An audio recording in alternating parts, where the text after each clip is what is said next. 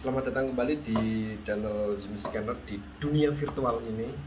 Kali ini aku ingin membahas sedikit sentimen-sentimen pasar atau market soal cryptocurrency, entah itu soal saham, entah itu soal trading, apapun itu.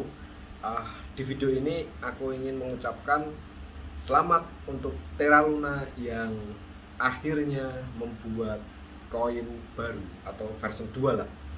Gini, uh, pemikiranku kemarin itu gini, Do Kwon mungkin siapapun namanya itu mungkin bisa saja menyelamatkan UST dengan cara membuat likuiditas secara fisik yang dimana dia membeli koinnya dengan berupa dolar asli, jadi asetnya itu dolar atau pondasinya itu dibuat dolar lagi ya, walaupun bakal keluar dari roadmap yang dia buat dari sistemnya ya, terutama di dalam websitenya yang ada roadmapnya itu, yang mereka fokus membuat stablecoin dengan cara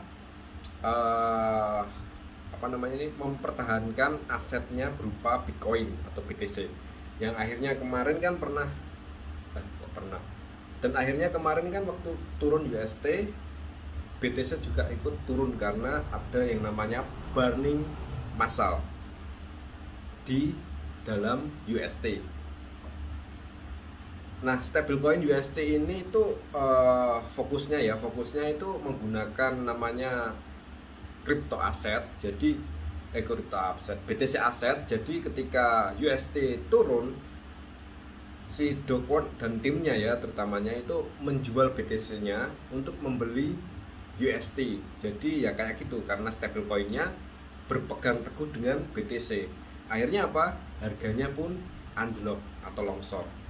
Dua-duanya turun.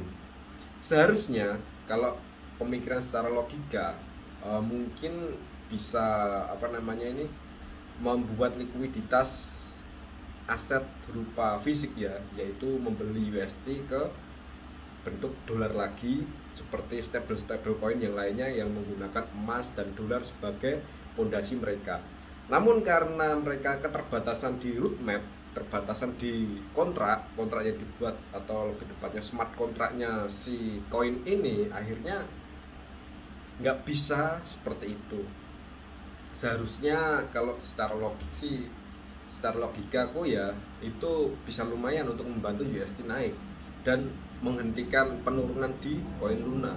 Namun karena keterbatasan dari perubahan dari smart contract dan meleset dari roadmap, serta nanti kemungkinan ada ketidakpercayaan ke developernya, akhirnya ya Do Kwon membuat solusi lain yang berupa membuat koin Luna versi 2. Akhirnya apa?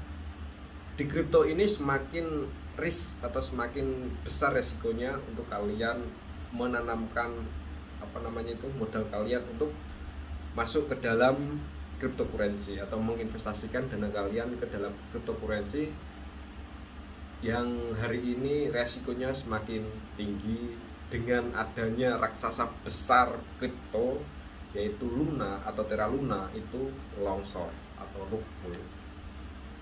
So ini sebagai pembelajaran untuk kalian agar lebih berhati-hati dalam berinvestasi, yang terpercaya pun bisa rubuh. Kemudian yang kedua adalah hari ini, lebih tepatnya di bulan Mei 2022 ini, saham atau IHSG mulai naik perlahan-lahan ya, karena aku ketika kripto turun, aku itu masuk ke dalam saham kembali karena alasannya mudah, karena di mana ada cuan di situ pasti ada aku. Jadi aku mulai trading di dalam saham kembali karena nggak bisa menjanjikan untuk 1 bulan atau 1 minggu ini di dalam cryptocurrency. So aku memindahkan semua asetku ke dalam saham. Apa yang aku lakukan?